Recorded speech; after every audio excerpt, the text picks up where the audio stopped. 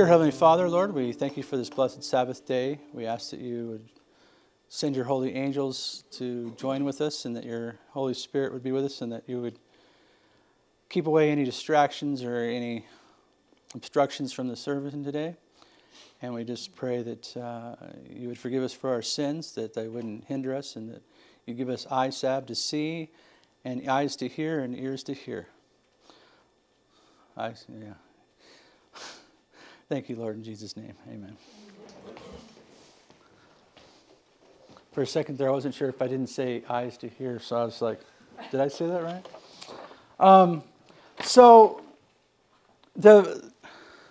This is a kind of I knew I always forget something. Where's I had a marker. Okay. I didn't need an eraser. Just some paper towels are fine. So we're going to look at some stuff we've already looked at pretty basically, but the thing about truth is you learn it and then it just becomes more clear, more profound, and it magnifies. When we study our Bibles, we're not studying more books, just the 66, but it's increasing in depth and understanding, and it just becomes more. So some of the things you think that are so simple, you already got it, you haven't got it yet. So I want to look at this as the importance of messages that we don't find that important are very important. And that, thank you. And that we need to put these things on a timeline to even find their importance again, too. So I'm going to make a quick timeline up here.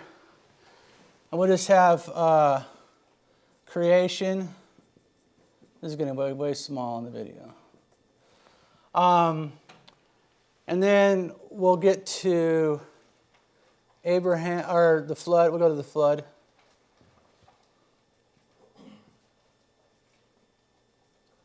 And then we'll go to Abraham.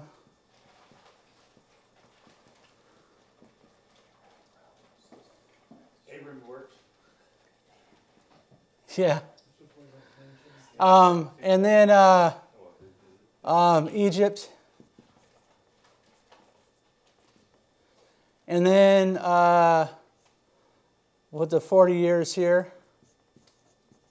And then Canaan.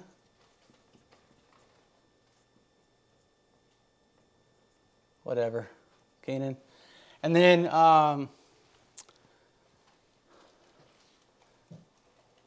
we can put in here kings at some point. Kings. And then we have Babylon. Medo-Persia, Greece, pagan Rome,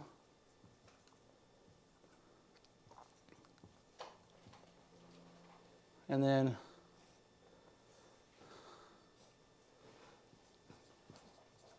papal Rome,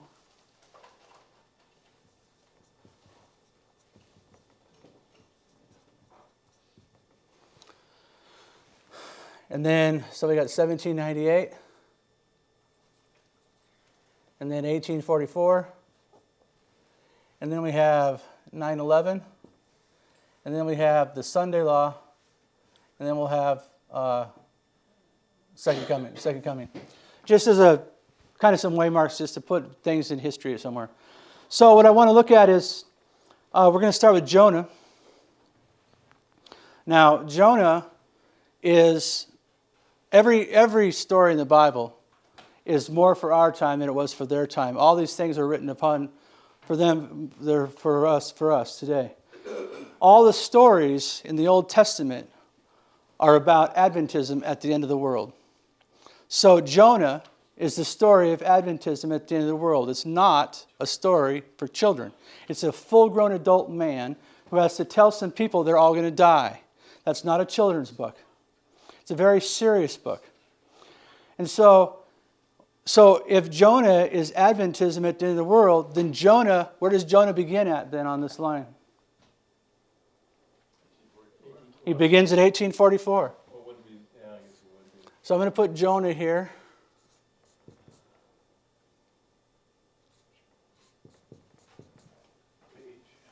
It's starting here, okay? Now, When Jonah starts off, does he start off a good prophet or a bad prophet? Good prophet. He hadn't gotten on the boat yet, right?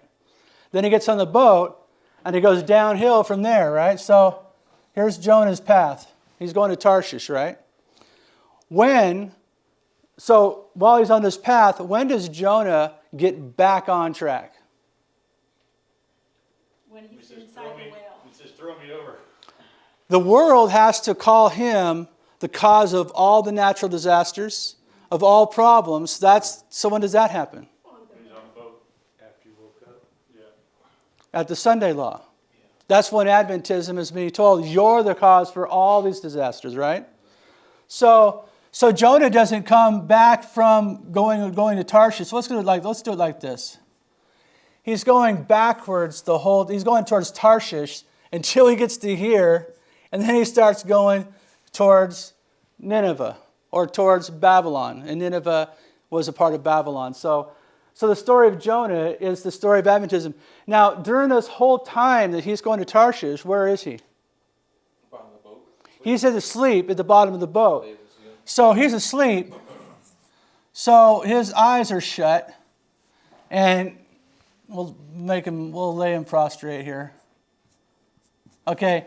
Well, now his eyes are like a flounder. They're both on one side of his head.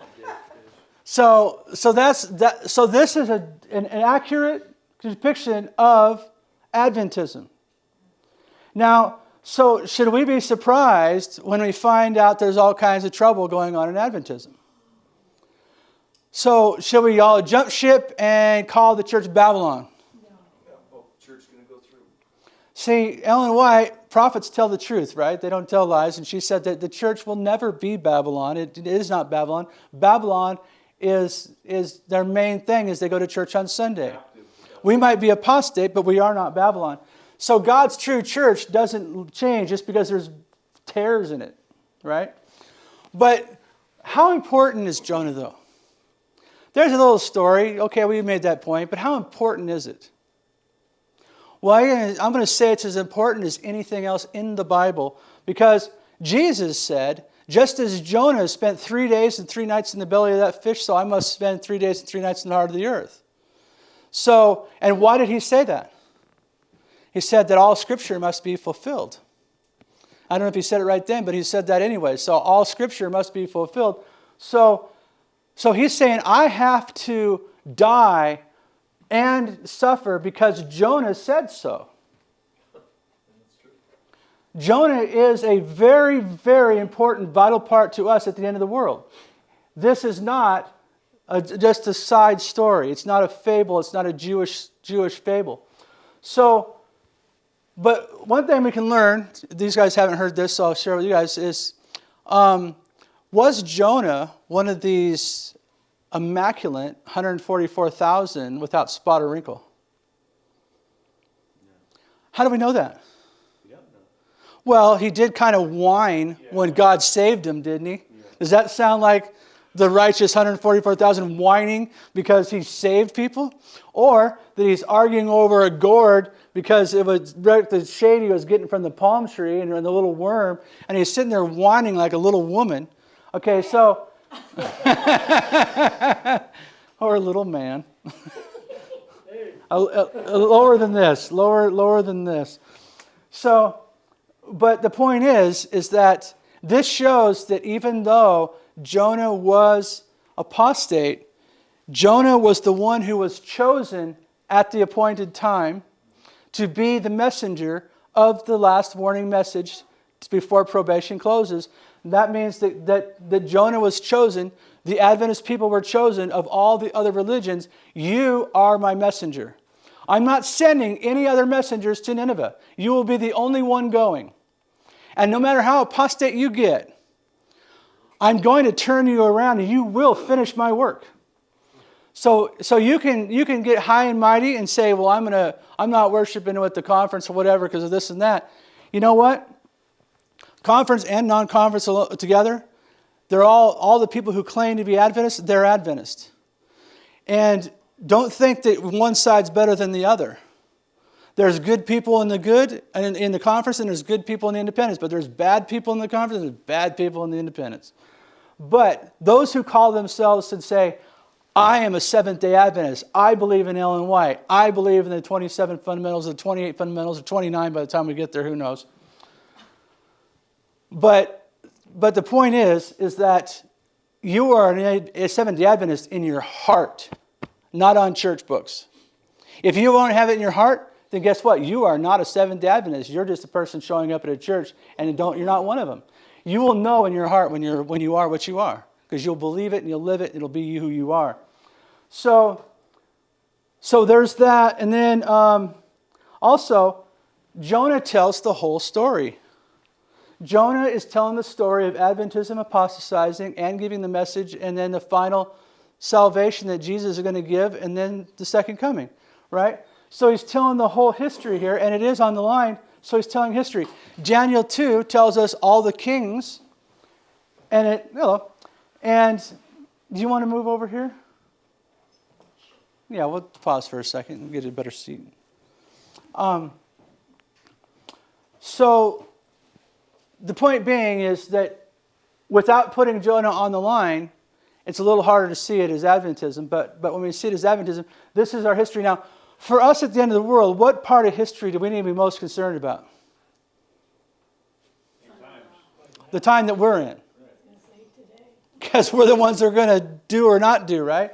So if this comes to here, then this story that goes to here, that's something we need to pay close attention to. Now, we want to pay attention to Daniel, and so it's going to bring us back here to Medo-Persia and Babylon and all this. But it's bringing us up to our time, but it's a whole history. So also, in this time period of Adventism, before Adventism, was there an Adventism? Dark Ages. Well, what I mean is, God had not established a new church yet. He had divorced the Jews, put us through the Dark Ages. There must be a falling away, and only the remnants were scattered, and the reformers, and then those who were persecuted by the English and stuff. We all came over to America, and we came over as Protestantism. But then God formed His church as He was building us back up from the Dark Ages. He's returning to us all the truths that we had lost. Now, so our history begins in 1844, right? So if Jesus is the first and the last, and He tells the end from the beginning, then if we're at the end, where are we going to find out what we need to know? At the beginning. Jesus tells the end from the beginning. He does not tell the end from the end. If you want to understand the end, you have to go back to the beginning. So that's why it's so important that we go back and find out, Lord, what did I miss? What have I not been told? What should I already know? What is it that you told us at the beginning that I haven't gotten? And that's what we're studying. That's what we study. These charts, everything on this chart that was taught was given us at the beginning. And why did these charts come about? God, the angel gave William Miller insight. Because the little book was opened, Daniel was open, yeah. and the angel handed the little book to Miller. Yes. Right. So had the little book not been opened, guess what? No chart, no Daniel 2, no Daniel 7, no Daniel 8, no nothing. God set this timeline, and He said, you know what? Daniel, I need you to close up that book. Close it up. And it wasn't so that the Romans wouldn't recognize themselves in prophecy. It was closed up because God had a plan that He was going to make one of the greatest revivals in the history of mankind in the entire 6,000 years of existence.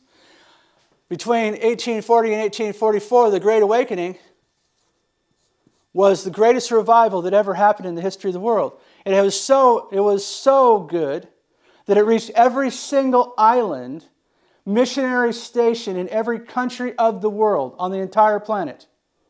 And it did so without phone, train, plane, any of these things. So this is one of the greatest accomplishments that God has ever done in 4 short years. From 1840 to 1844 was the greatest manifestation of God on the entire planet. This is way above Egypt. Egypt was some local plagues.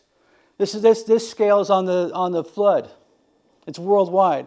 So do you think that if we don't understand the greatest thing that God ever did in full detail, maybe we're missing some of the information? Maybe we're spending all our time worrying about whether or not women could speak in church or not. And we're talking about all these little side issues and these little straining every little gnat, but not asking the big questions. So Jesus is the author and finisher of our faith, right? Who was it that gave these messages to Daniel? God gave it through visions, through Nebuchadnezzar's brain, and through Daniel's visions, and he was explained by Gabriel what the visions were, but the visions were given by God to Daniel. So, and it was Christ, right? The one who stood upon the waters, in between the banks, the one who stood on the water. So, if Christ is the one who said, I want you to have all these visions, take them in, Daniel, drank every bit of it, but now I want you to shut up. We're going to close this book, and I'm not opening it for 2,000 years. And so we open it up in 2,000 years, and all of a sudden now we're going like, oh man, as long as I keep the Sabbath and pay my tithe, I don't need to care about that time period. I don't need to care about the most at the very end of probation, right before the judgment.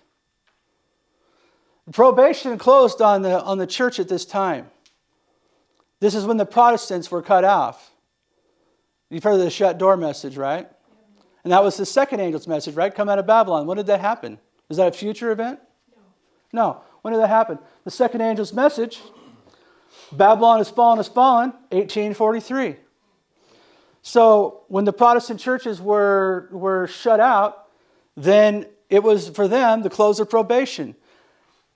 And it's the close of the last people on earth before the 6,000 years ends, before time ends. So, and understand this, if God is going to judge everything, it has to have happened already, right? We talked about the parade. The parade already had to happen. The things that God judges in the whole entire plan of salvation and what we're going to teach all the other worlds is everything that happened before the 6,000 years.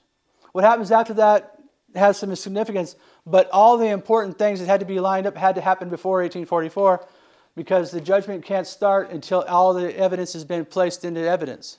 Amen. Right? So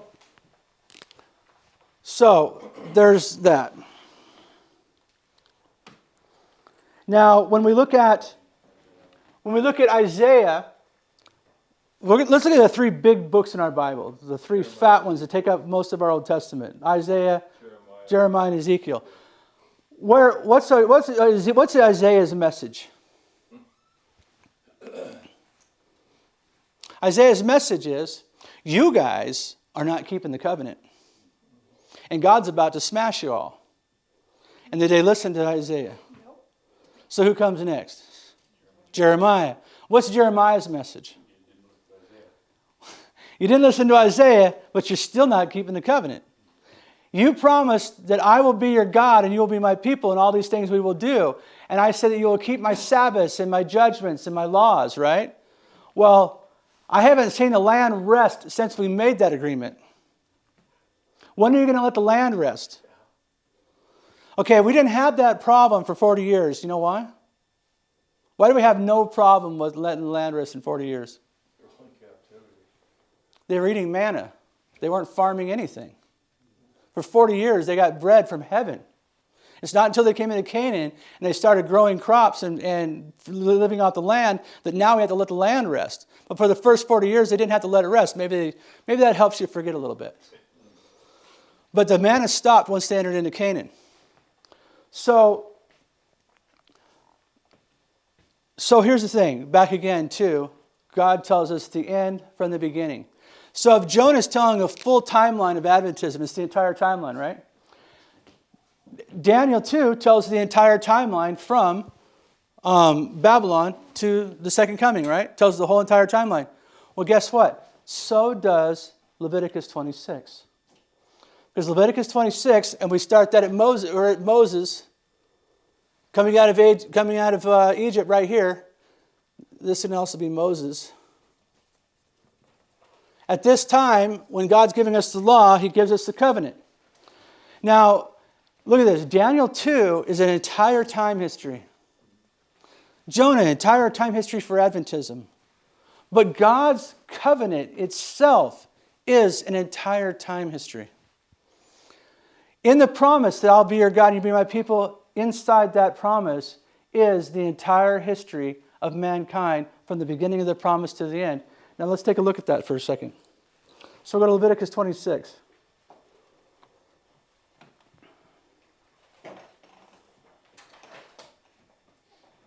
Is this making you think at all like you haven't thought before? Yeah. Okay. Just making sure you're following along. Okay, and I need to be in computer, so Ellen White, CD-ROM. Oh, for me it's easier on the phone.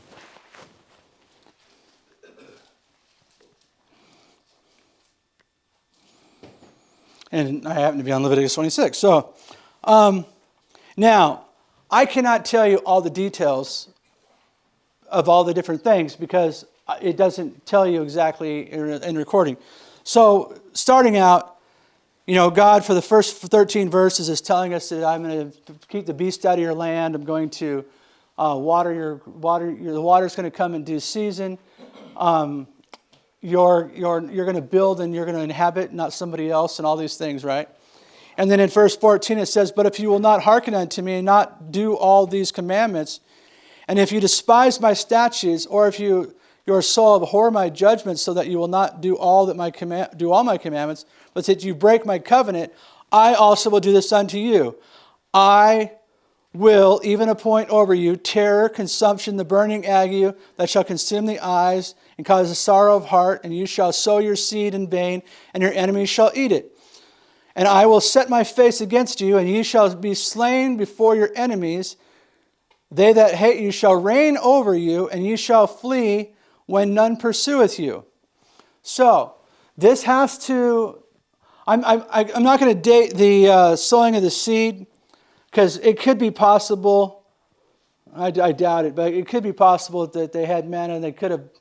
I don't think they grew anything. I think they only ate manna the whole time. Because they would have complained. They would have said, "Oh, we got carrots to go with our manna." They didn't say that. They said, we hate this bland food. So this might be like after the 40 years. So now maybe we're in Canaan. And now we have enemies. And it says that he's going to cause consumption, the burning ague. So we know that judgments came upon the Israelites for different things they did. I can't line these up specifically to a battle with the Ammonites or whatever. But I can add up other things. We know that the covenant began with Moses, so we know where the covenant began in Leviticus. Now it says, "And if you will not for all of this hearken unto me, then I will punish you 7 times more for your sins." So we can expect there's going to be a little bit more advancement in the history of the Jews. They're going to go through a few more... Let me say Israel, because the Jews is singular. The 12 tribes are still together.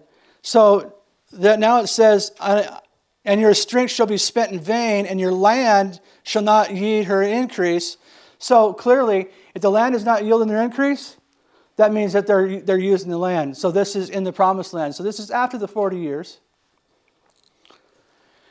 "Neither shall the trees of the land yield their fruits." Okay, we're definitely in the promised land. "And ye walk contrary unto me, and will not hearken unto me, I will bring 7 times more plagues upon you according to your sins."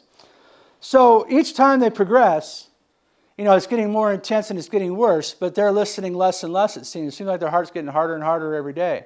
It's not working, right? So now, when we get to the next 7 times, it's not 7 times more, it's 7 times. These are time prophecies. So let me just repeat to you the Ellen White quote where she speaks of this. Quote,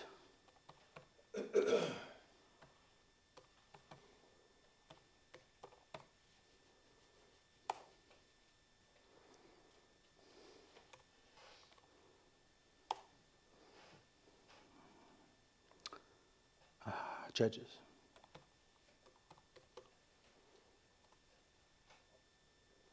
Okay, so no, I don't want this. I don't want this butchered version, the children's version of the conflict and ages set. The NIV conflict of the ages set. Come on, just having a problem with my mouse here.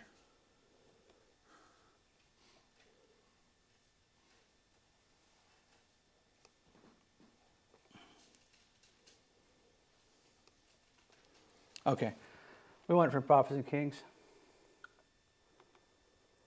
And this is page 296 of Prophets and Kings. It says, this prophecy, fulfilled in the part in the time of Judges, made a more complete and literal fulfillment in the captivity of Israel into Assyria and Judah into Babylon.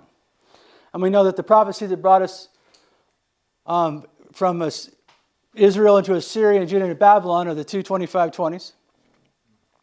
But before that, she says, this prophecy, so these have to be connected. Whatever this prophecy is, all these prophecies have to be connected. This prophecy fulfilled in part in the time of Judges. So now we're going to go to the third. We're already in Canaan land. There's already the tree aren't going to yield their fruit, and there's other plagues coming upon the Jews, right? The Israelites.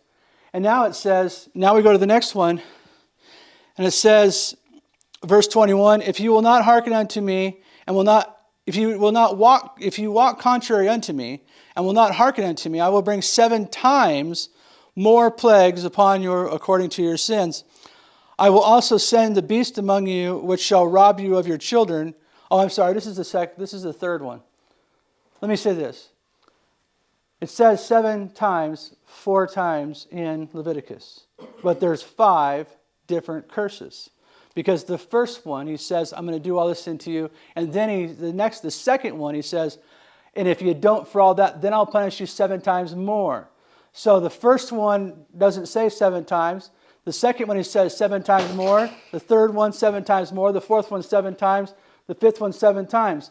So there's 5 total. So I read 2 and I thought I was on number 3, but really I'm on number 2. So I got to read one more and then we'll get to that point. So we're still in the promised land. And it says 21, if you walk contrary unto me and will not hearken to me, I will bring 7 times more plagues according to your sins. I also will send the beast among you, which shall rob you of your children and destroy your cattle and make you few in number, and your highways shall be desolate. And if you will not be reformed by me, by these things, but will walk contrary to me, then I will walk contrary unto you, and I will punish you yet 7 times for your sins. Now, is Moses telling us, is he telling us facts? Yes. Who's doing the talking? God is doing the talking. Does God lie? No. Does he just make things up arbitrarily? No. So what he's telling you is, I'm going to tell you the future just like he told Daniel the future, just like he told Jonah the future. I'm going to tell you the future right now, in our agreement right here, that when you don't listen to me the second time, and you're in the promised land, the trees aren't going to yield their fruit. And this is going to happen, and this is going to happen. He tells you what's going to happen in that timeline because he knows where you're at.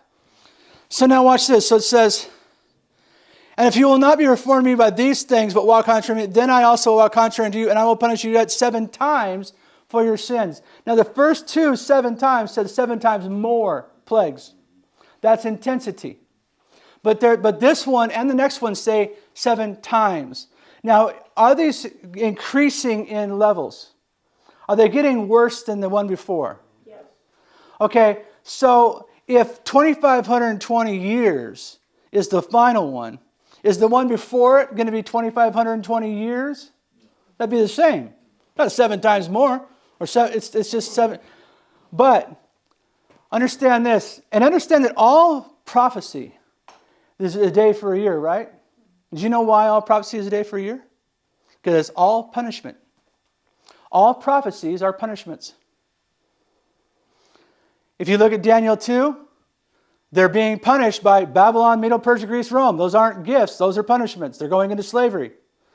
How long did he be there? Well, for every day in a punishment equals a year. When they went into the promised land and they didn't take it, and the spies came out, he said, you were in there for 40 days. Your punishment is for every day you get a year. A day for a year is not just a way of counting time. It is a way of God magnifying your degree of guiltiness and punishment. The day for a year means for every day you did this wrong thing, I'm going to make you pay a year for it.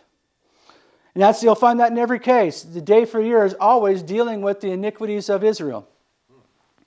So, when it says that I will punish,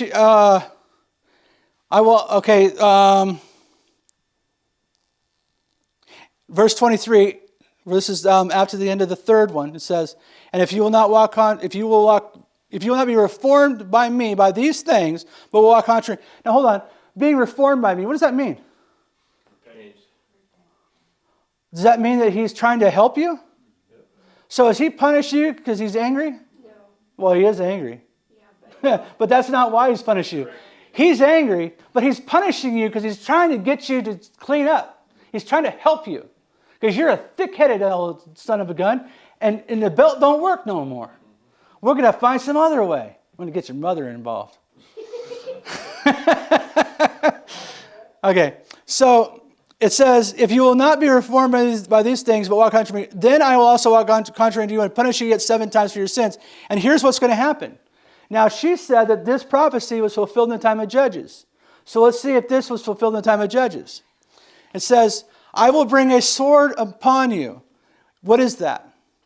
Country. That's an invasion. That's an invasion from a foreign power that shall avenge the quarrel of my covenant. You're breaking my covenant. I'm going to bring the enemies to come and avenge my quarrel. And when ye are gathered together in your cities. Now, when did they have cities? Did they have cities in the desert? No. But they were given this prophecy in the desert. So God is basically laying out the history. And when he does with Daniel, he says, and the third kingdom will rule the whole world. So as we go through the prophecy, God's just taking us through time. As we're reading the covenant, God is taking us through time. And so when you're in your cities, I will send pestilence among you, and ye shall be delivered into the hand of your enemy.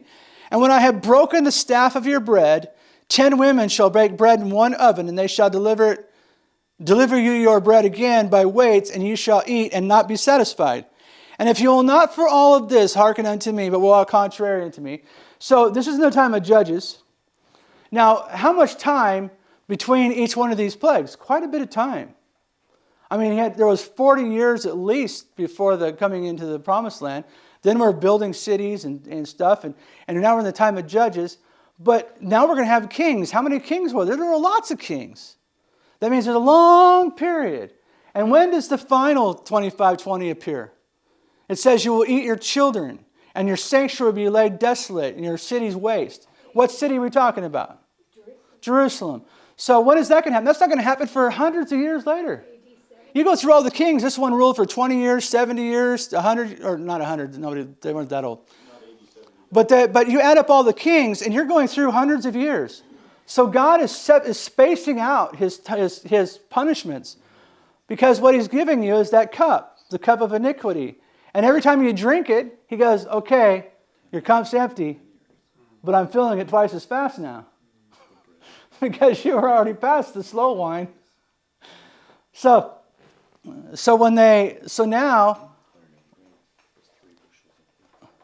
now when we get to the final one, we're brought to the 25:20. So the covenant brings us from Moses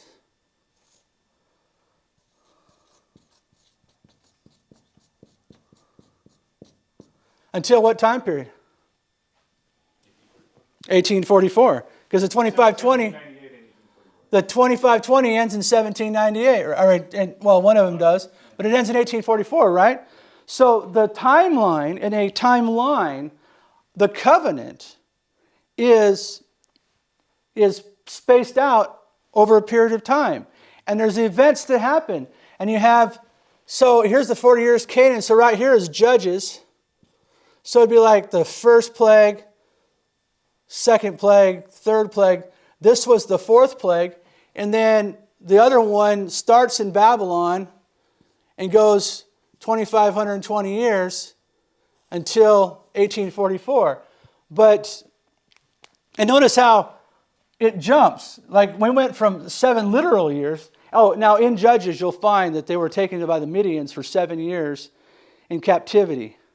Now, in this quote by Ellen White here, she is referencing Deuteronomy chapter 6, verse 1 and Deuteronomy 8, 18. She's not referencing Leviticus 26. It's the same thing because we find the law in Exodus 20 and we find the law in Deuteronomy. Was it 4? 5? So we see Moses repeating himself. And you notice that Ellen White never said 25:20, right? Well, there's a reason for that. And the reason why is because at this time period, what happened when these books were opened and the Great Awakening happened?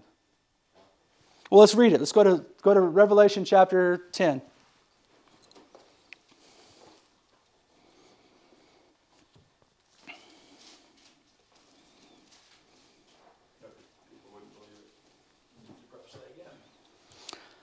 And it says, I saw another mighty angel coming down from heaven, clothed with a cloud and rainbows upon his head, and as his feet were the sun, and his feet were as pillars of fire.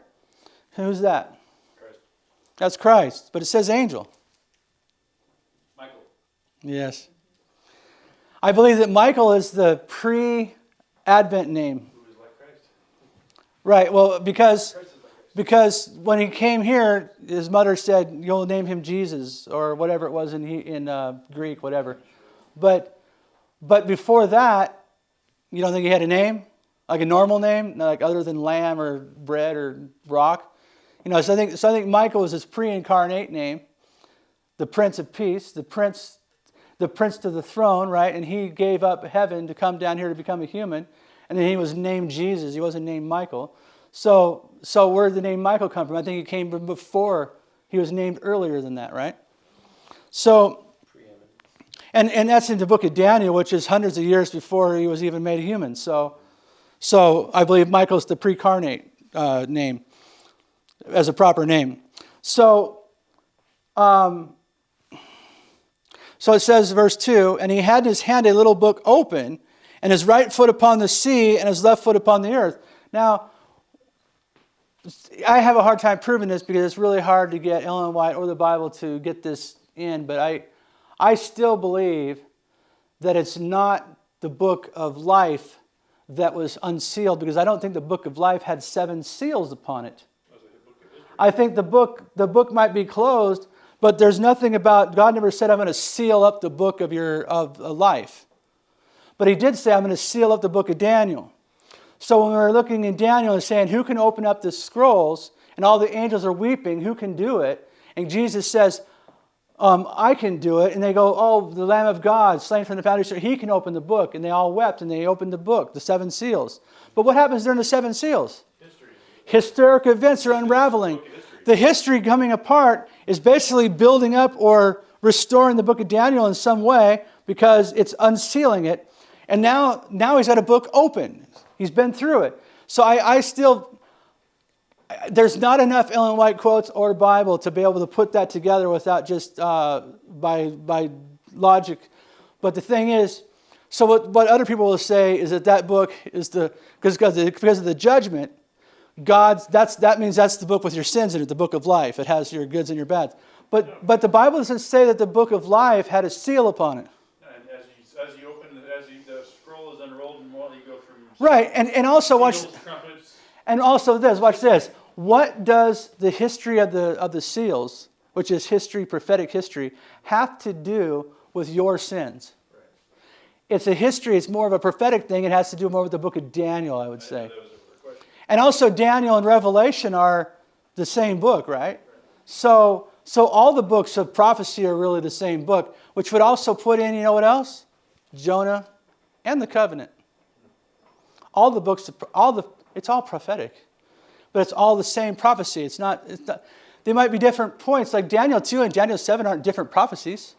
It's the same prophecy, just different details. These aren't, there's no different events. All these events are the same events that we keep reading about over and over and over in each story. One time it's metals, one time it's a beast, one time it's something else. So, but they're all talking about the same story, just different people telling it. They all use different examples. So, and with Jesus, he's going to use wheat. He's going, some fell on the ground.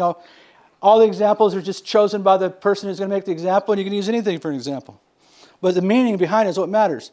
So it says, and I cried with a loud voice when as a lion roareth, and when he had cried, 7 thunders uttered their voices.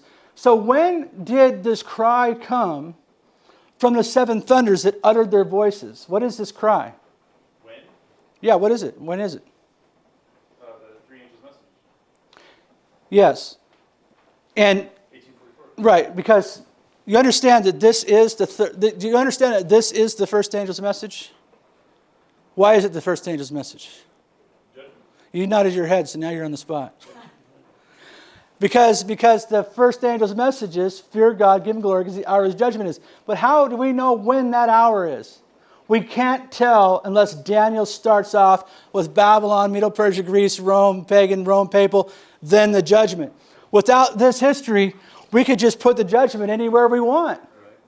So this is our anchor and our rock. This is our foundation. So this is the first angel's message. And what's the second angel's message? We reject that chart. When they closed their doors to God's message, to his first message, he says, Babylon has fallen. Come out of her, my people. Come on, let's go. If you can stay over there, you can come with me, but we're all going over to the Adventist side. So that's the second angel's message. And the third angel's message doesn't come until after 1844 with the Sabbath. So, but it says, but listen, understand this. This is so key. When he had cried, the 7 thunders uttered their voices. Those 7 thunders, those 7 voices are all the messages that were heard from 1840 to 1844. These are the Millerite messages. This is the Advent message going to the world. And what did the Advent message say? The Advent message said all of this. And it also said 2520. And it also said Islam down here, right? It had all of this. None of this was not preached. Every single thing on here was preached. And none of it was sidelined or a small part. And it wasn't sidelined like Jonah. This was all the prominent message. Because you know what this is? This is God's message sealed for 2,000 years. Now, let's look at the 1260. What is 1260? 3.5, right? 42 months. 42 months. Look at this. This equation's made so nicely that if you go 3.5 times 12 months, and then you have months, you have 42 months, and then you times 30, you get 1260. So in this equation, you get not only 1,203 score, 1,260, 42 months, 3.5 times and a half a time.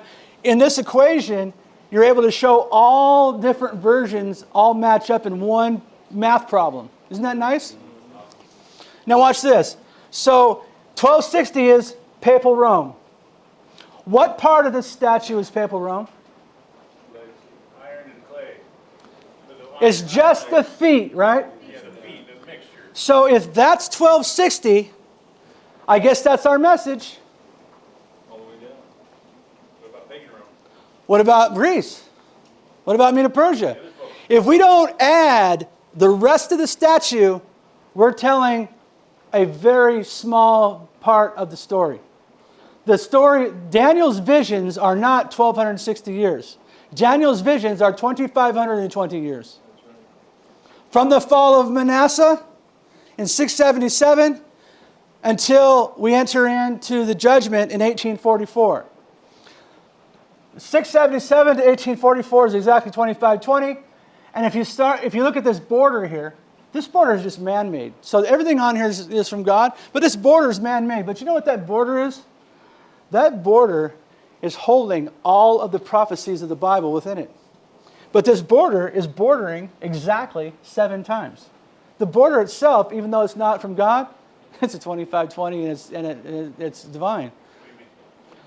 Everything inside these lines is God's visions. But if you put a line around his visions, the lines outside of his visions add up to 25-20 because it's all completed inside from 677 to 1844. It all fits within those two lines, or four lines, however you want to do it. So now we get to Ellen White. Verse 3 again. And he cried with a loud voice as when a lion roareth, and when he cried, the seven thunders uttered their voices. So these messages went to the entire world. Everybody heard them. Even the atheists heard them. And they mocked. But verse 4, when the seven thunders had uttered their voices, so that means when they were done. When did the Advent message, when was the Advent message finished? October 22nd, 1844. After that, we have 50 left, and there's a small group, but the message is dead.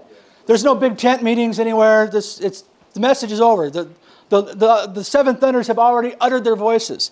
So in verse 4 it says, when the seven thunders had uttered their voices, past tense, I was about to write, and I heard a voice from heaven saying to me, seal up those things which the seven thunders utters, and write them not. Now let me ask you something. When God sealed up the messages of Daniel, how many people understood them? None. For 2,000 years? None. Now, is that because the book of Daniel was gone and hidden? No. It's right there in your hand. Can't read it. Can't understand it. You can read it, but you ain't reading it. It's like me when I have a problem with reading. I can read a whole page and I'll go like, I didn't take in one word of that entire page. I read every single word. I saw every comma. I saw every period. But when I got to the bottom, none of that went into my brain. I had to read it again. And when I do that for 3 pages, I'm going like, you know what? It's time to go to sleep. And I decide I'm not going to pick up that book tomorrow night. So I'm not a big reader, okay? So yeah, listen to this. When the seven thunders had uttered their voices. 6 more to go.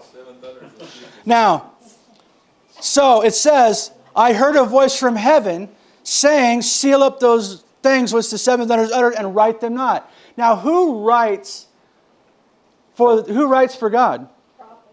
The prophets. And what do they? So our whole Bible is those things that were written by the prophets. And here God says, here's some amazing biblical information, but I don't want you to write it. Now, who's the only prophet who can write at this time? Ellen White. Ellen White is told, do not write it. Now, we're talking about it now, so are we breaking the rules? No, when he said seal it up, he said seal it up. But when's it supposed to be unsealed? No, that was the book of Daniel. I'm talking about once the Great Awakening happened and the Advent movement happened, and we had these great messages go to the entire world, and then they were told, write it not and seal it back up. When are we supposed to open that up again? Well, 1905 or whatever, she says that these all need to go out with force. She says we have, This time. right, but it didn't. Right.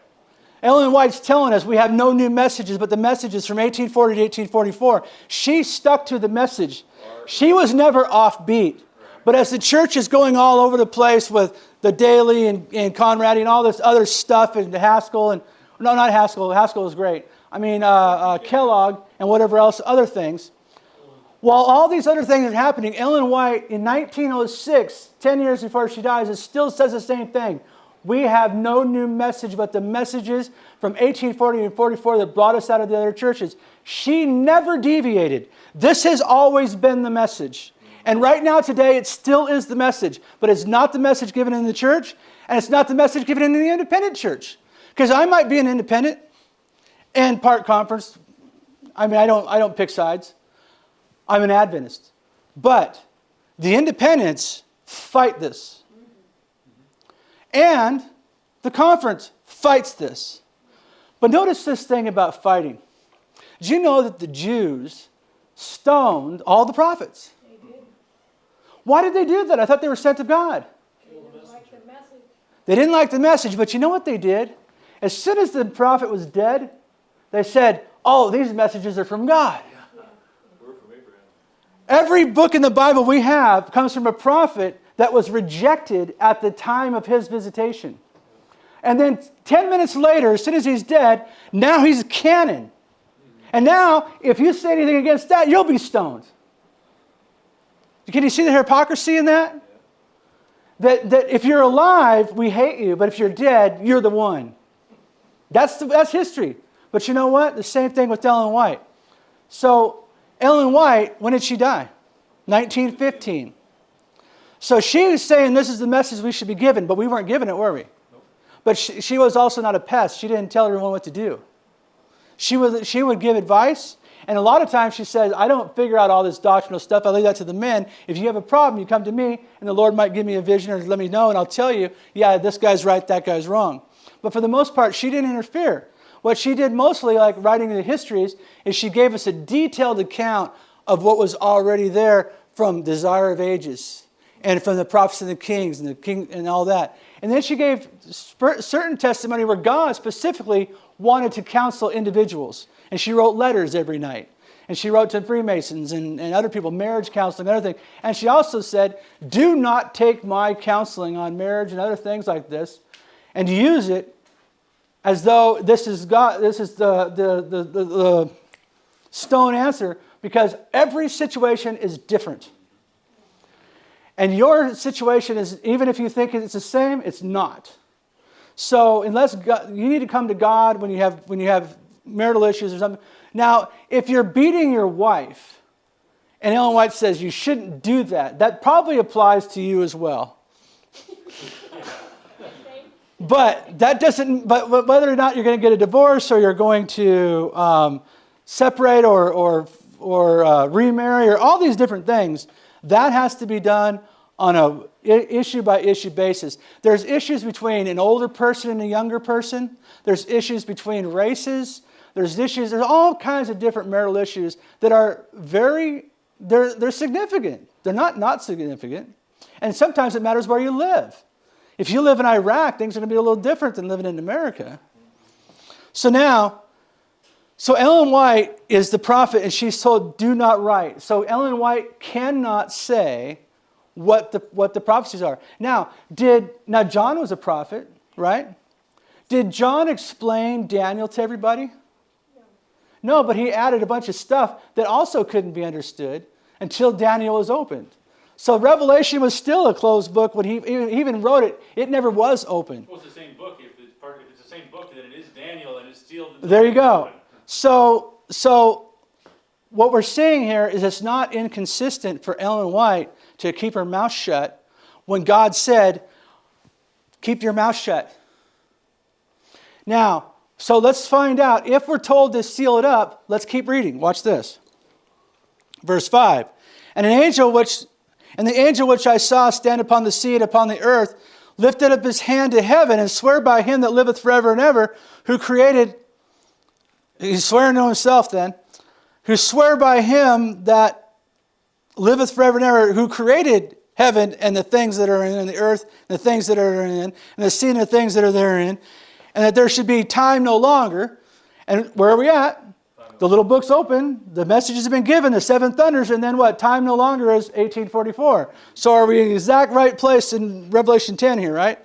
And it says, time should be no longer, but, okay, so we're just told, shut it down, but in the days of the voice of the seventh angel, then shall begin, let me say this. But in the days of the voice of the seventh angel, when he shall begin to sound, the mysteries of God should be finished, and he, as he hath declared unto his servants the prophets. So what does that mean? That means the prophets have given you all kinds of mysteries.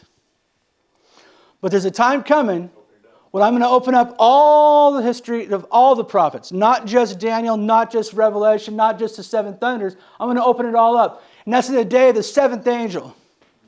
Now, what do we know about the charge from Habakkuk? Let's read Habakkuk. That's one of the most important things about Habakkuk 2, and most people will never even be able to grasp or understand. Habakkuk 2:4, and the just shall live by his faith. What that means is the just will obey this message. Say that again. So in Hebrews, Noah built a boat. God said, righteous. Did Noah make any mistakes after that? Yes. Yeah, but he was declared righteous. Right. That means that he ain't becoming unrighteous. Abraham, he took his son up on the hill, didn't he? But he lied to Pharaoh about his sister, yeah. Well, what's he declared? Righteous. What makes you righteous? Follow God. Obey God. Whatever he asks you to do is your duty. And if you'll do that, he doesn't care about all the small stuff. So you're still going to need Christ. I mean, that's essential. But you still also need to be obedient. What is it? So when you have the Sunday preachers and they're going like, hey, I just need Jesus. Jesus is all I need. All you people with your laws and your prophecies, you guys don't have Jesus. All I need is Jesus. It's like, so what you're saying is all I need to do is kill Christ. But what does the Lord say? Desires. Remember. Obedience is better than sacrifice. I have no pleasure in the death of lambs and the blood of goats. I'd rather that you obeyed. So the Sunday preacher might be able to kill the lamb, but he's not making God happy about it. We need to participate in this. You know, it is a relationship thing. He didn't die because he hates us and he just wants people to pick on. He wants a relationship with us, which means that we need to work together. Why is this message going out in all the earth by us idiots? Because when we get to heaven, God's not going to say, I did all this. He's going to say, we did all this.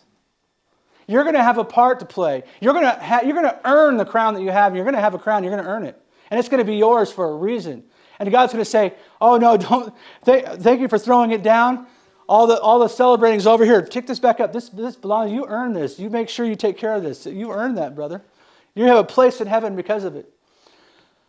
We have a relationship God, and that means that we have to please Him, not just get past His test. We're going to be part of His family. We're not just going to be like, oh, now we get to run off once we get past the gate. I'm going to go build my own house over here. No, this is a relationship. You're not being invited to just do your own thing, right? So, going back to Revelation chapter 10. What's that? Did you read from Habakkuk? Habakkuk. We went past that to Habakkuk, so let me go to Habakkuk. Thank you. And as soon as I would have started Revelation, I would have had to go to Habakkuk because it just has things got to be in their order. Okay, hold on. Okay, so if we're going to be in heaven, we can't be sleeping on our guard duty, right? You know what people sleep on guard duty get? Yeah. Hung, yeah. So, I will stand upon my watch. This is Habakkuk chapter 2, verse 1. I will stand upon my watch and set me upon a tower, and I will watch to see what he will say unto me and what I shall answer when I am reproved. So I'm a watchman on the wall. Argued with. When I reprove means argued with. Okay, but King James said reprove. Right, I know what you mean. Yeah. So if I'm on the wall and I'm going to be reproved, who's got the truth? You're on the wall. The people who are coming in to invade the city, or the guys on the wall holding for the standard? So if I have the truth, we're just going to tell us what the truth is. But if I have the truth, then people are going to come at me and give me flack for my truth, which my truth is that Daniel 2 isn't 1260, it's 2520. And Daniel 2 is no different than Daniel 7. Beast, metal, doesn't matter. Daniel 7 is 2520. Daniel 8 is 2520. Nebuchadnezzar ate grass for 2,520 days. Meaning, farson on the wall. Everywhere you cut it, comes up 2520. And the Lord answered me and said, write the vision and make it plain upon tables that he may run that readeth it. So we can, Have we all read in the great controversy about the tables in Ellen White saying that Habakkuk was a fulfillment of prophecy of the charts? Have you read that before? Well, let's read it then. Okay, so I think I can do that quickly with Habakkuk and chart. Habakkuk.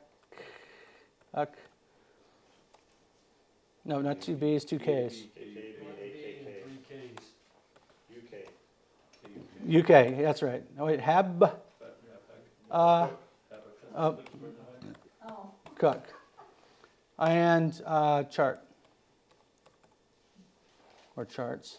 I got it on my iPad. Once you digitize everything, you get your binder at your fingertips. Okay, so Great Controversy, 1888. As early as 1842, the direction given in this prophecy to write the vision and make it plain upon tables, that he may run that readeth it, has suggested to Charles Fitch the preparation of the prophetic chart to illustrate the visions of Daniel and Revelation. The publication of this chart was regarded as a fulfillment of the command given by Habakkuk.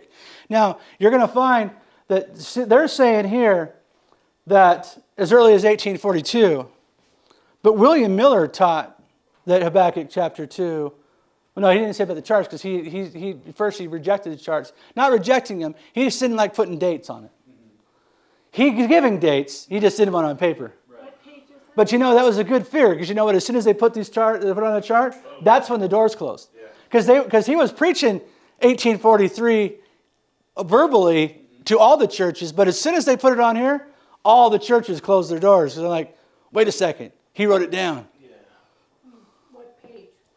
Oh, that is page 392 of Great Controversy. Okay, so we know that the pioneers and everyone agreed that, in fact, you know what I want to do? I want you to go to your tab number 7. Go to the last page. And it's not in mine. It's in yours. Because I was looking at yours last night, putting it together. And it was there, and that's why I knew where it was. Okay, so I'm just going to pull it out. This isn't the whole thing, it's just the 2 pages. This is the second Review and Herald ever published. The Review and Herald started in 1850 in December, and there was 3 volumes in 1850, and every Review and Herald, Adventist Review and Sabbath Herald after that was 1851 and onward. So there was 3 in 1850. This is the second one. And it says, this is Paris, Maine, December 1850, Volume 1, Number 2. Joseph Bates, S.W. Rhodes, J.N. Andrews, James White, Publishing Committee. So these are the people on the committee. James White, Joseph Bates, J.N. Andrews.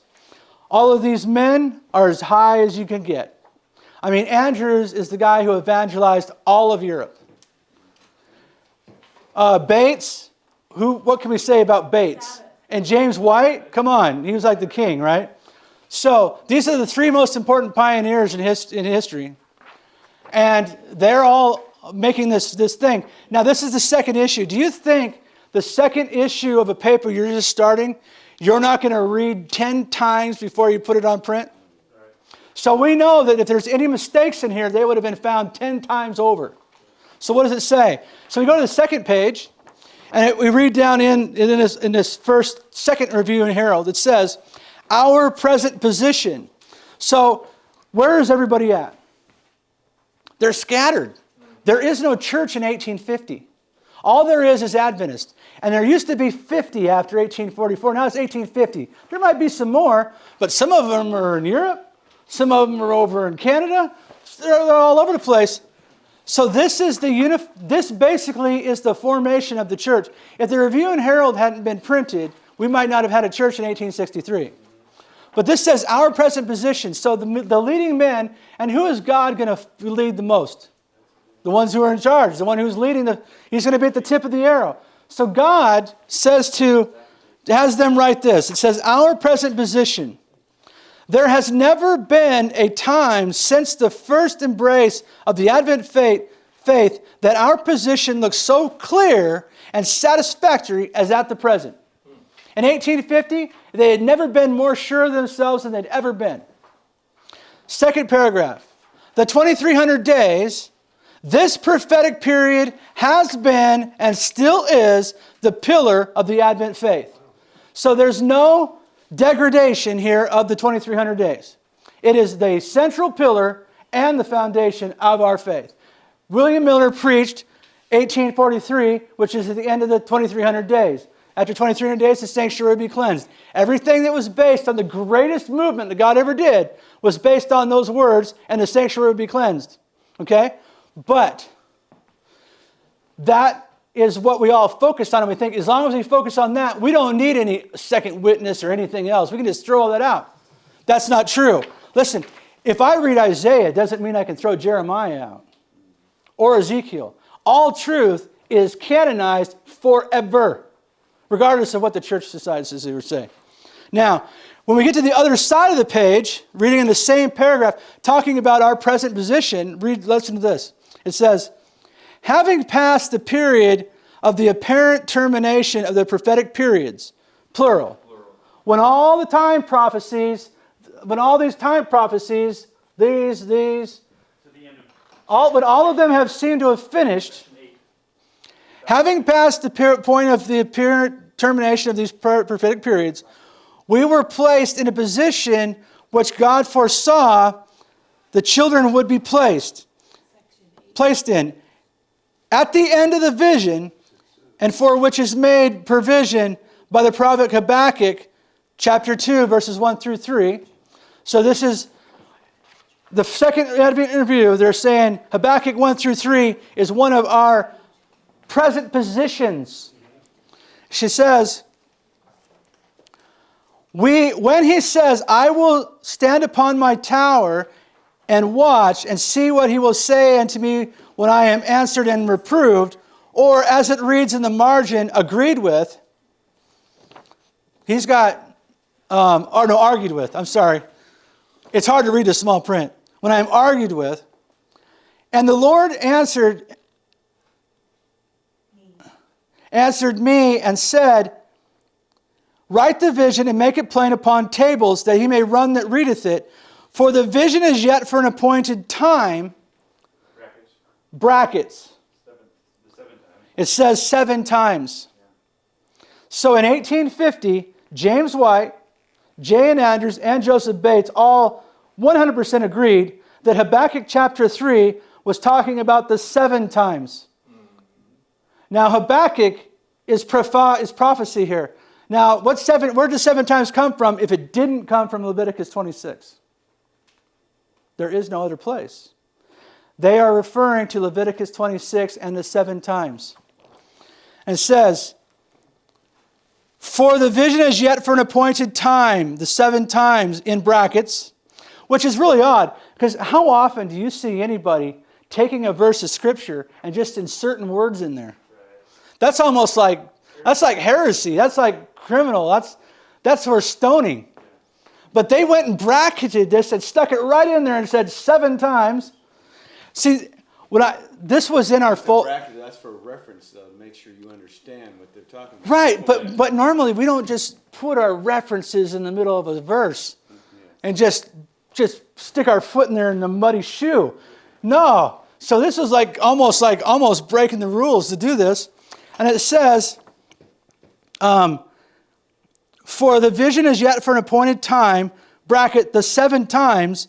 See, now, we already established that our foundational pillar in our faith is the 2300 days. Why did he say, write the vision of the 2300 days? He says, no, write the vision, because the vision is 2520. 2300 is not the vision. Now, I'm going to show you something really quick. I'm going to show you something really quick. Okay, here's Daniel. Okay? Here is 457 BC. Daniel got the vision before the 2300 days before 457, right? So, and here is 1844. So this is 2300 days. Okay? Now, if the 2300 days is the vision, then when Daniel asked the question, How long, Lord, will the sanctuary and the host be trampled underfoot? When was the sanctuary trampled? In 606, when Nebuchadnezzar came down and took over.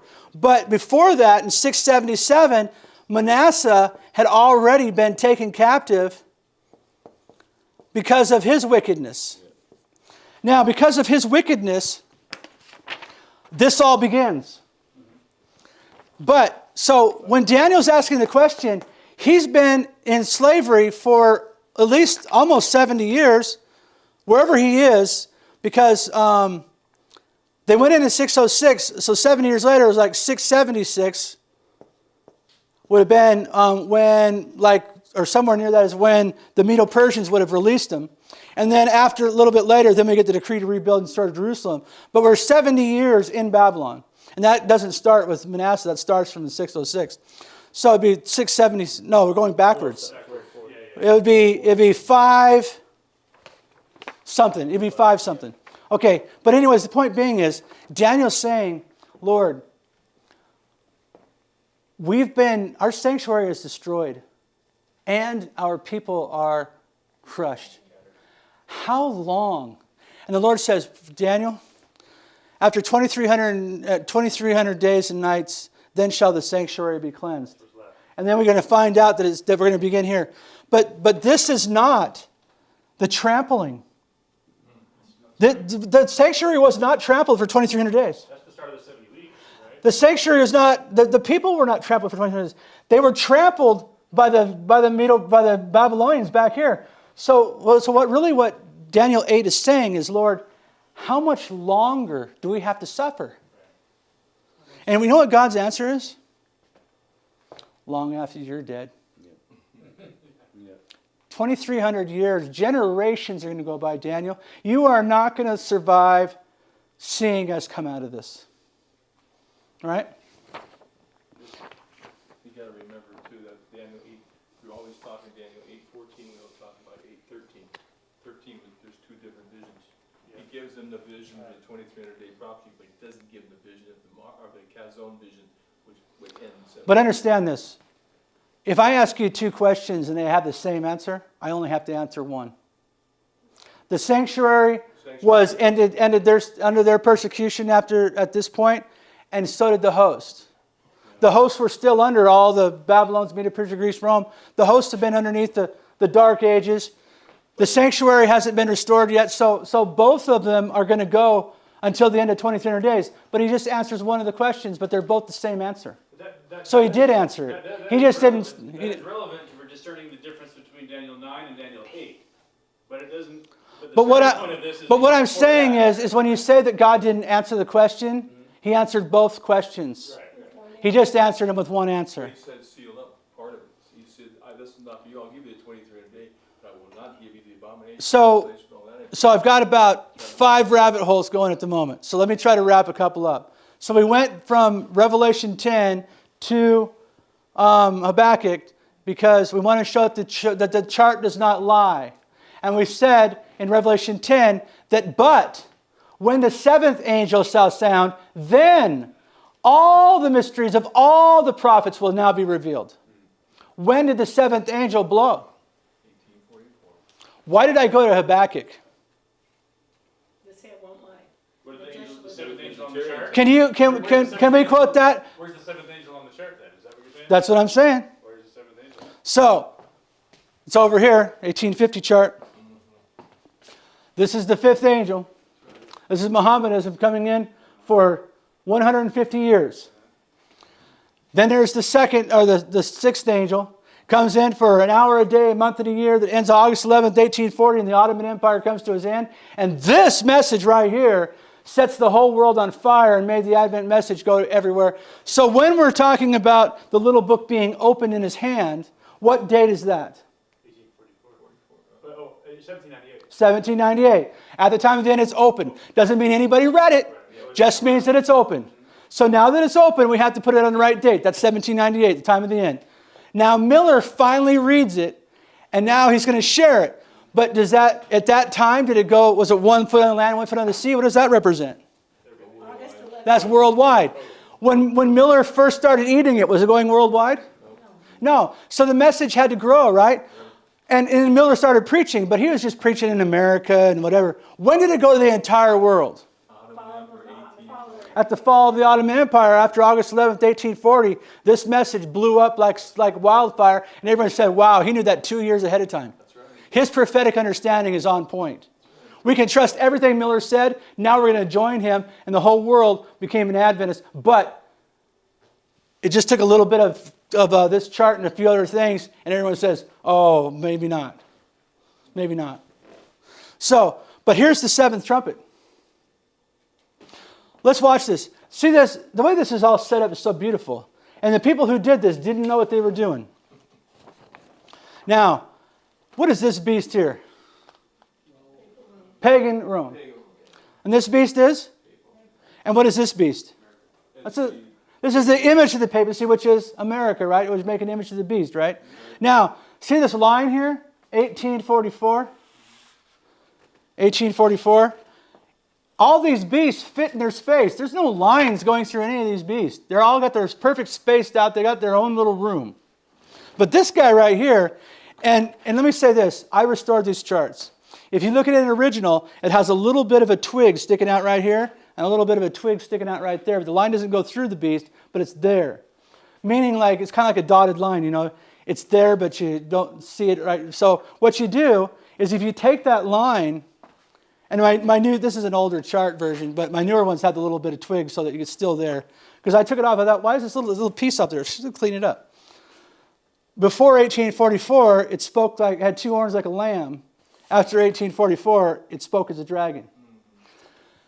The design and everything of this is so far beyond human understanding. So now these angels are blowing upon Rome. And who was the scourge of Europe? Islam. When you watch the old black and white movie of Martin Luther, it's like, Martin, you are going to split Christendom in half, and the Turks are going to come across the border and kill us all. And God's going like, no. Luther, if you go with the Pope, I'm going to bring the Turks over and kill all of you. If you don't go with the Pope, then the Turks won't kill you, because I'm saving you. Because you know why the Turks are coming across the border? Because Miller's only one man. He can't fight an army. Luther can't fight an army. So every time the Pope says, you know what, I want to kill that son of a gun, he gets a little army together, some renegades, some mercenaries, and says, I want you to go up there and kill that man. And then as soon as he does, all of a sudden a whole horde of Turks come crashing across the eastern edge of Europe. And he's going like, hey, wait, hold on, guys, get back here. Protect me. Because the only job of the Turks is to kill those men who have the shaven crowns. Right, because they said, save the people of the book. Right. And don't hurt any green thing. And green things live on the vine, and dry things are burnt for the chaff. So watch this. This angel is blowing upon pagan Rome. This angel is blowing on papal Rome. This angel is blowing on America. This is 9/11 right here. What is it missing? It's missing. This is when Islam started a worldwide war, because that's when the war started. Regardless of how many battles have been fought, the war with Islam began on 9/11. At 9/11, a war began, because these are all wars. Trumpets are wars. That's what trumpets are. The trumpet was blown on America, and so there's 9/11 right there. But what that means is that at 9/11, that something has changed. Now, all the prophets' mysteries are now going to be revealed. Seal up the words and the seven thunders uttered, and write them not. Ellen White died before she could write anything about it. So now it's our time, but now we're past 9/11. Guess what? Since 9/11, light has been coming, and the church has been sleeping, because it's still the church. Until we get to the Sunday law, the church ain't waking up. So even if we were to preach this message in every single Adventist church in the world, they would not wake up, because they're not going to wake up until they're brought to the top upper deck, and they're going to blame them for all the natural disasters. And we can't deviate from prophecy. We can't deviate from that which has already been written. All Scripture must be fulfilled. So this is our boundary. We can work within it, and we might make a mistake or two, but we cannot go outside of it. We've got to also remind ourselves that we're taking words, winds, hold, the winds, and the winds, as Ellen White says, are represented by an angry horse. There's Right. an angry horse right there. So now with your understanding of the winds, the winds and the don't hurt any green thing, in Revelation chapter 9, which this is all Revelation chapter 9. This is Revelation 9:1, Revelation 9:13. Islam is Revelation chapter 9. Do you know that Adventism doesn't know what Revelation chapter 9 teaches anymore? But we do. All we got to do is ask a real Adventist. Yeah, that's true. We don't. Now, that would eliminate the BRI. Yep. Now, one thing that the pastor said today that I caught was really funny when she said that she was an expert in Revelation. Who said? What? The woman, in the sermon. He's talking. Oh. Yeah. He said this woman who said that everyone's going to be saved, he said she was presented as an expert in Revelation. Yeah. Yeah. But you know that you cannot be an expert in Revelation unless You understand it. you're an expert in Daniel. Yeah. The bird dream. You can't be an expert in one without the other. So you know what they have at the BRI? They have an expert in Daniel and an expert in Revelation. And then tweet. That's just, that by itself is idiotic. Does not mean. So, now look, let me just make this clear. I am not in any way anti-Adventist. I am 100% to the core of my blood. My DNA is stamped SDA on it. I don't pick sides. I pick God. And He raised up this church. And there's no doubt about it. And I don't care what you think or what you know. This is the facts. And this is what the Bible says. And this is how every history in our world has proven to be true. That the facts line up with what God has said. And if we'll follow the manuscript, we cannot be deceived. And I am not holden to any pastor, any conference, any independent group, or anyone else. So I am holding to Christ. So you know what that frees me up to do? Say whatever I need to say. Because I can't say whatever I want to say in any of those places. Doesn't matter which group I go to, I am now strangleholded by whatever they don't want to let me to say. But if I don't allow myself to be a slave to men and have Christ as my Savior, I don't have to be holding on to men. Now that doesn't mean that we're all a bunch of independent atoms who are going to fly all over the place. I am bound by Scripture. I'm not unbound to go freely wherever I want to go. I'm bound by the story of Jonah. I'm bound by the story of the covenant. I'm bound by the stories of the Bible, the story of Samson. All of these things, those are my guides, and they are not to be discarded. But when men want to step in the way and tell me how to read my Bible, then we've got a problem.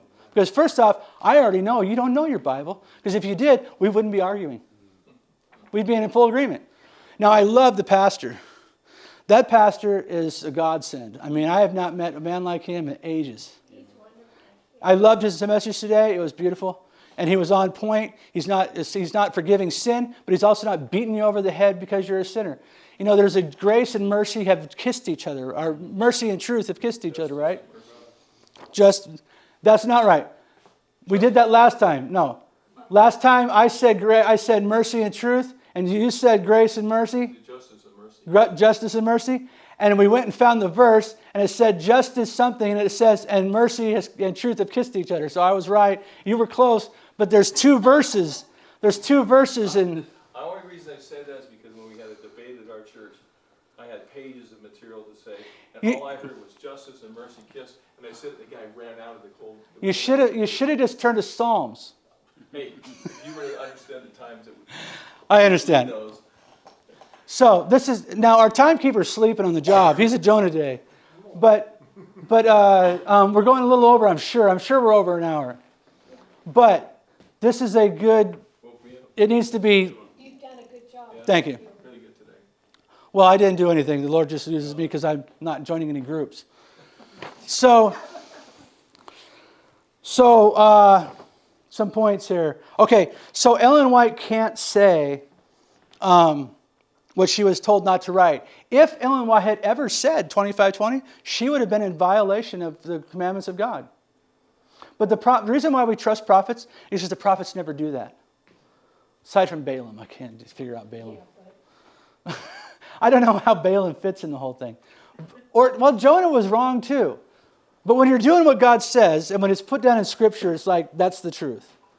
I believe the prophets, okay? So Ellen White was like that. So Ellen White can't say 25:20 because that was the message and the number given. But what she does say, let's see what she does say. And we have to do this. We're going to go to, in your folder, we're going to the William Miller's Lecture 17, which is tab number 13. And we're going to go to page 8.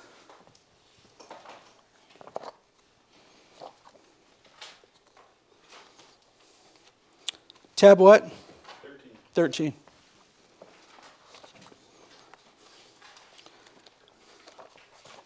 Okay, so lecture 17, this is William Miller's lectures, and I think it's from, he had like 3 series. I think this is series 2. It doesn't say here. It says, on the punishment of the people of God 7 times for their sins. Now, when we get to page 8, now I just want you to listen carefully because this is William Miller, but Ellen White talks about the scattering and the gathering. But there's not like a bunch of scattering gatherings. There's the scattering. It's in a certain single event. There's been scatterings all the time, but that's not the one that all the prophets are talking about. The scattering of God's people, Miller is going to explain from his studies here in lecture 17. And in the second paragraph on page 8, and this is his third point, it says, third, the church has been punished by the kings and rulers of this world.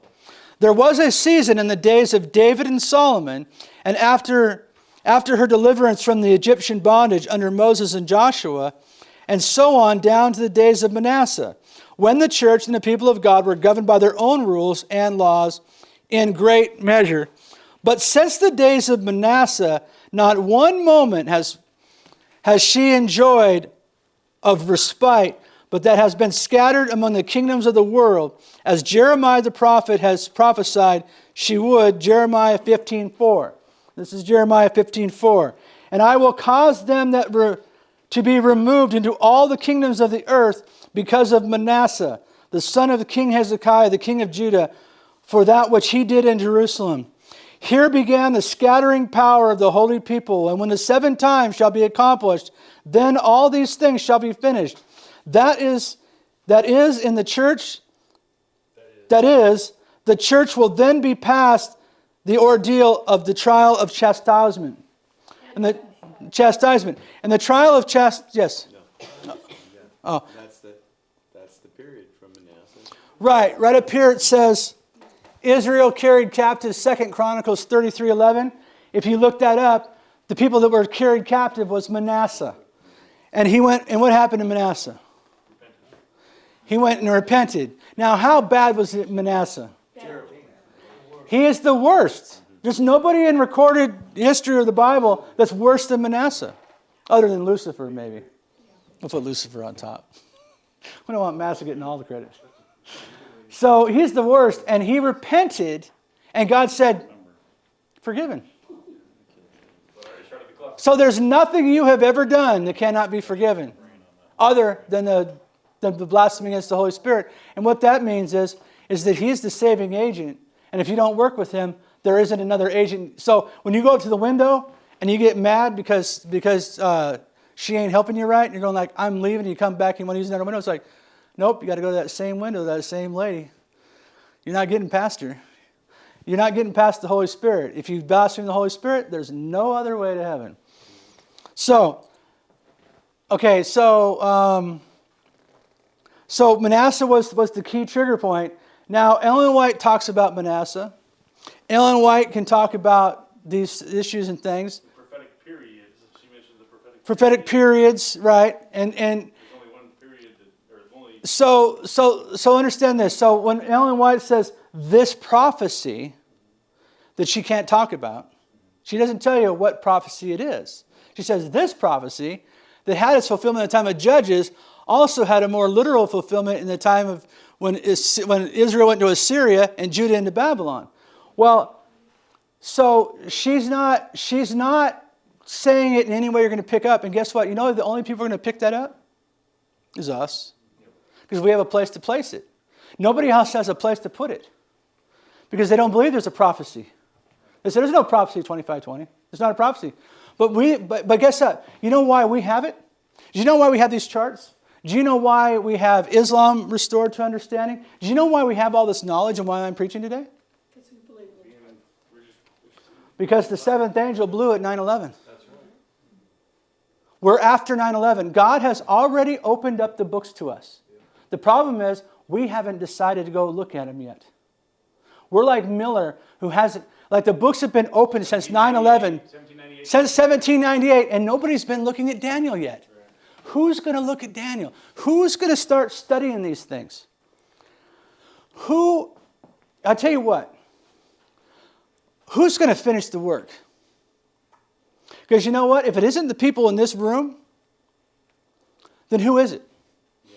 Habakkuk says right there, number 3, you know, when you said about the appointed time, and it's bracketed, but it says, but at the end it will speak, and it will not lie. That's right. Though it tarries, wait for it, because it will surely come, it will not tarry.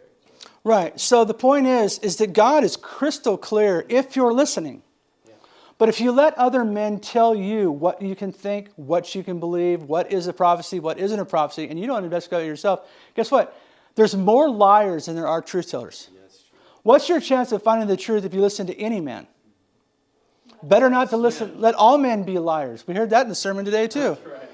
This is the truth. I was hoping pastors would come today because I was going to tie a lot of stuff into his sermon because his sermon was right on. He was going, I'm going like, oh, you said that there's only one covenant and it never changes. There is no law covenant or grace covenant. You're right. There's only one covenant. And the curse of breaking that covenant is 2520 years or 2,520 days in Judges and 2,520 years through Babylon, Media, Persia, Greece, Rome. So, What are the days in Judges? I'm going to end on this. The Judges, they were enslaved for 7 years by the Midianites. But when Ellen White said, this prophecy has been fulfilled in the time of Judges, but this prophecy is Leviticus 26. So the fifth, seventh time says, and the enemy will come into your land, and you will be held captive. So there's a slavery, but that's before the 2,520 literal years. So God's punishing us in increments. So if he says, I'm going to punish you 7 times, that can mean 7 years or 7 prophetic years. But so it's going to be smaller first, right? It's getting worse and worse. So first God says, okay, 7 years. And that was during the time of the Judges. What was the time of the Judges? They're getting in trouble all the time because they won't follow God. So that's why Ellen White made that clarification statement. And so More fulfillment, more, what was your quote? there's more Complete fulfillment, right? more complete fulfillment. Yeah. This prophecy has a more and complete fulfillment. So it's already fulfilled in Judges, Okay, gotcha. but has a more and complete. So in other words, the rest of the prophecy fills in the gap, and now it's more complete. So she says that. But let's look at Ellen White. According to everyone saying she doesn't endorse the 2520, but you can't agree with it and not endorse it. She said the charts go hand. So when we go to She didn't disagree with the charts, though. The charts were already there. And the charts said 25:20. okay, and let me tell you this. Okay, listen. One of the guys that was going to be here who didn't show up, Dwight, he did a sermon a while back. And in this sermon, he showed on a timeline how Ellen White's child died.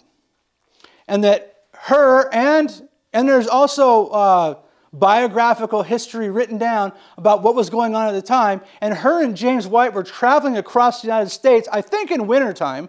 I could be wrong. But he's not at the Review and Herald. And so he He got really sick. I'm just wondering if I put your folder back together right. No, I don't think so. Anyways, when in the Review and Herald, James White is the editor. So what happens when he can't edit? No paper? Somebody else does. Exactly. Who was the second in charge?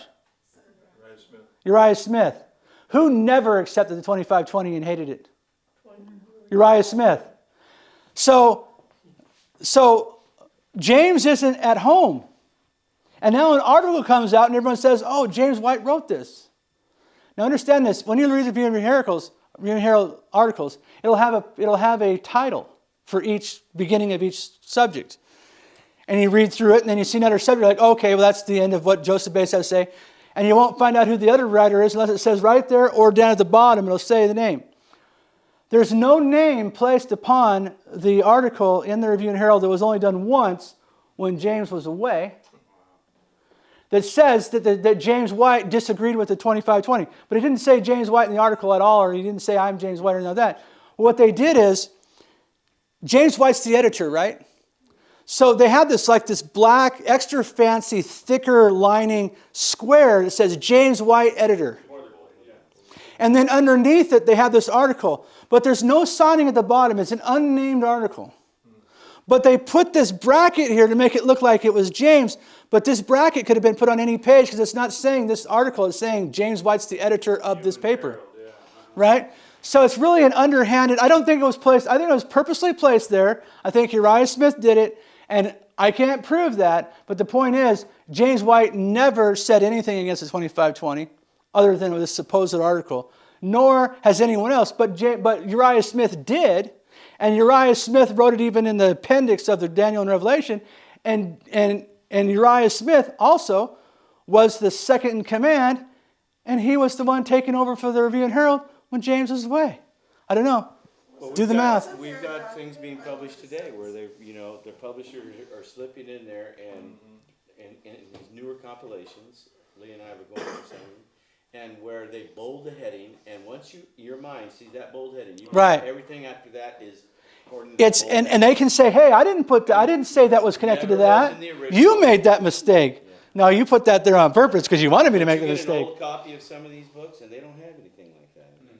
Wasn't there a document written by one of the sons after that, proving that wasn't his? Willie White? Oh, I don't know. And that might have been in his sermon too. I don't know.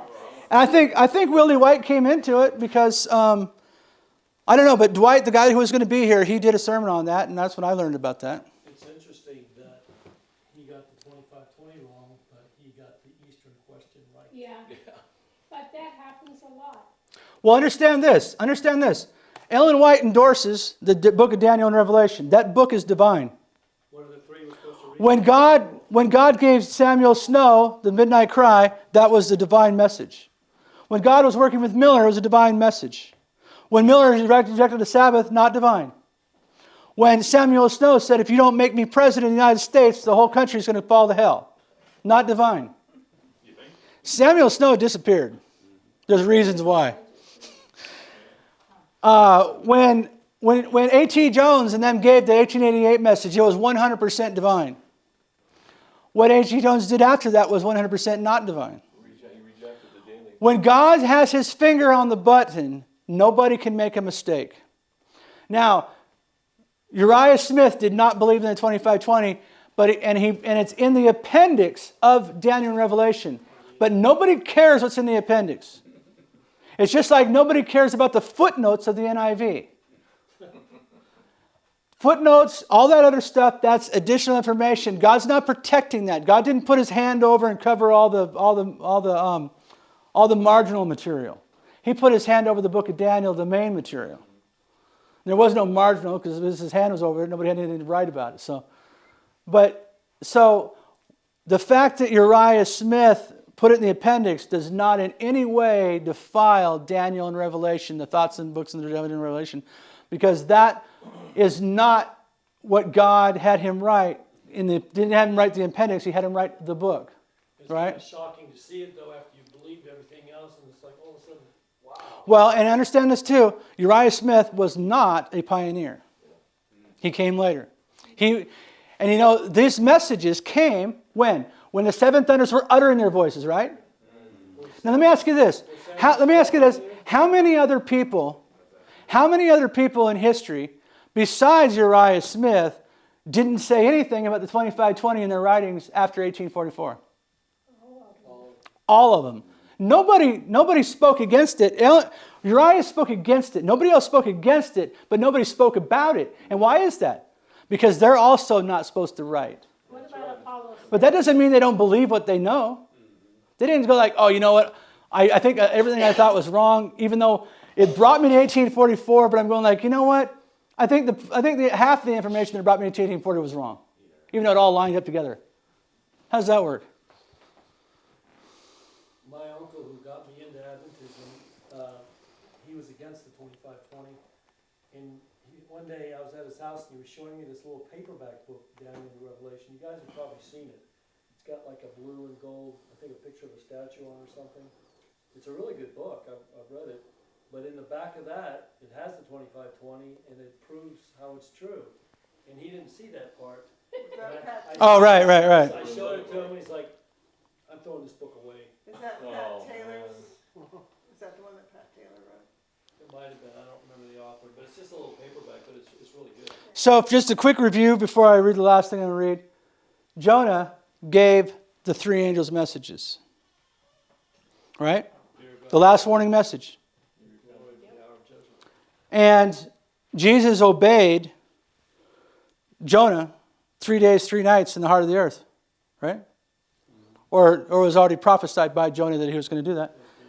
And that the story of Jonah is a whole time period of an entire group of people. Daniel 2 is the whole time period of the Jews. Everything is on a timeline, and it goes progressively throughout history. And like when we talk about the one thing I'm going to say before I read this, when we talk about the 2520, it says that you will eat your children, the sanctuary is going to be destroyed, and all that. So now, are we going to eat our children for 2,520 years? No, that's one thing that's going to happen within this punishment, right? So when you see the Medo-Persians free them and let them build their temple back and give the Jews back some land, you're going like, oh, well, they're not being persecuted. They're still under the curse. It's just they're going to get a little bit here and a little bit here and a little bit here and a little bit here. They don't eat their children the whole time, but they're going to eat their children. There's things that are going to happen here, but I'm not going to be whipping them the whole entire 2,520 years. But they're going to be under subjection for the entire time. So the arguments of like, well, they went back to Jerusalem. So what? It's still not their Jerusalem anymore. Now they're under Roman rule, Greek rule. So, but is Adventism under anybody? Oh, yeah. We're only under who we put ourselves under.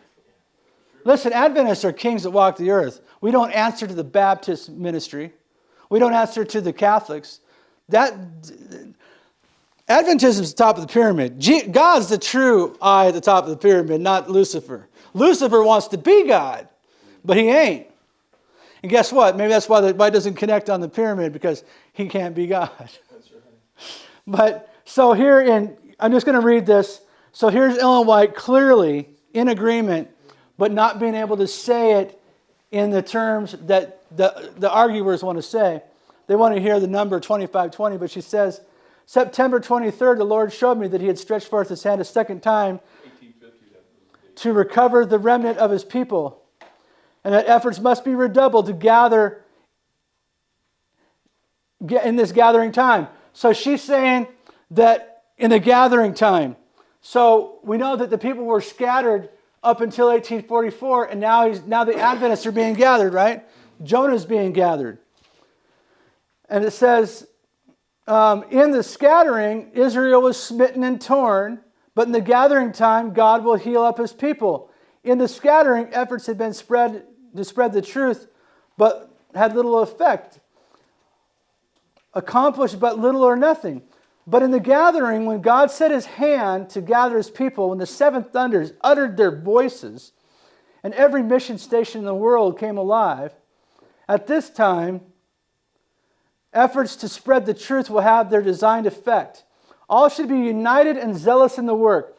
I saw that it was wrong for any to refer to the scattering for examples to be given us now in the gathering. For if God should do no more for us than he did then, Israel should not be gathered. I have seen that the 1843 chart was directed by the hand of the Lord, and that it should not be altered, and that the figures were as he wanted them. And his hand was over and hid a mistake in some of the figures so that none could see it until his hand was removed. Now, do you know what that mistake was? It says a mistake in some of the figures.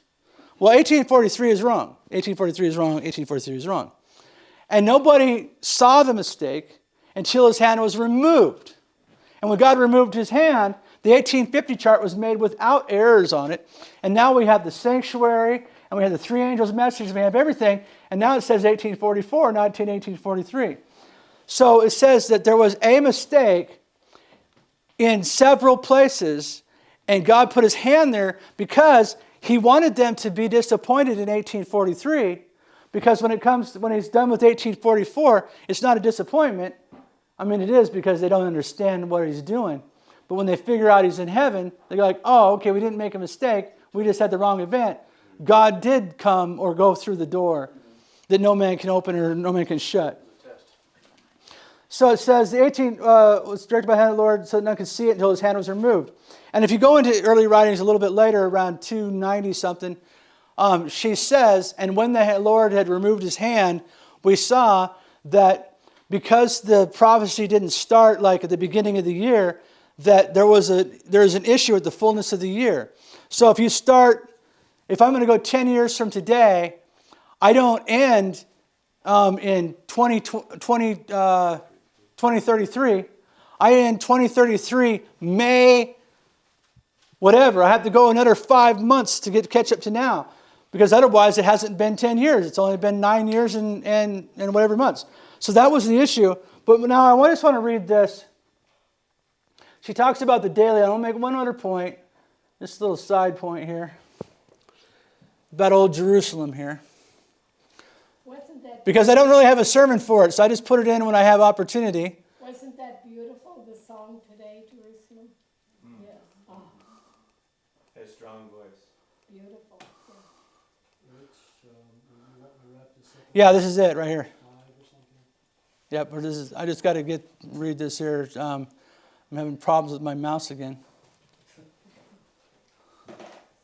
Becky, are these yours? There was a pair left last week.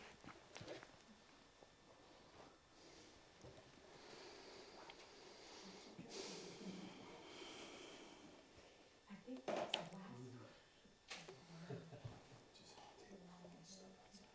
last. Okay, it says, so she talks about the daily and that the pioneers had the right view upon it. And then she says this. Then I was pointed to some who are on the great error of believing that it is their duty to go to Old Jerusalem and think they have a work to do there before the Lord comes.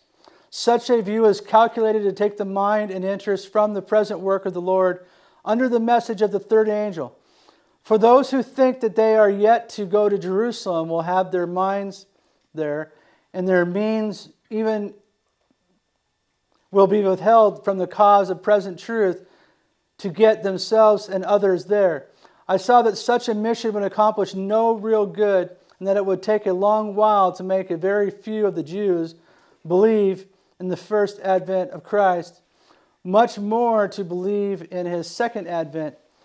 I saw that Satan had greatly deceived some in this thing, and that souls all around them in this land could be helped by them who led to keep the commandments of God, and they that were leaving them to perish. I also saw that Old Jerusalem never would be built up. From the prophet. Key word today. I saw that Old Jerusalem will never be built up, and that Satan was doing his utmost to lead minds and children of the Lord into these things now in the gathering time to keep them from the throwing their whole interest in the present work of the Lord and to cause them to neglect the necessity and preparation of the day of the Lord. So let me just say this about that. So all ideas of Jerusalem being rebuilt come from rapture theory. Dispensationalism. Good. We hear so much of Now, we have a problem. Because if we're going to restore and build the temple, we have to do it on the Temple Mount. and there happens to be a big giant dome there. Yeah, go through. And I can tell you what, Islam. if we ever move a pebble from off that building, there will be Armageddon. And there will be an Armageddon, but after Armageddon, there won't be any building of the temple. So even if we were to remove the Dome of the Rock, we wouldn't make it to the new temple because the plagues would already be fallen. There ain't going to be no temple built during that time. The same people who gave us these ideas and mess up and try to filter their stuff into our stuff, these same people also believe that Revelation chapter 9 is about military helicopters because they look like grasshoppers. Okay, so what we got to be careful of is that we have a message. We don't need to read any books by any other prophecy people. We don't need to go to any other religion and understand what they believe. We are the head of all things God. There's nothing higher than Seventh-day Adventism. If there is, I'll join it and quit you guys. There isn't. This is the top. And you know why we don't look like we're the top? Because we're all asleep in the bottom of the boat. Shh, don't wake up Jonah. Until we meet again. Dear Heavenly Father, thank you so much, and thank you for the thunder during the seventh thunder spirit part of the speech. You did keep the enemies away. There was no distractions, and things went smoothly. I was able to keep my thoughts. I was able to chase down the rabbits without leaving any of their holes. Thank you, Lord, for a blessed day, and please give us not only the eyesight that we can see these things, but give us the character that we might be able to enjoy the fruit and make it through the chest. We love you, Lord, and we praise you in Jesus' name.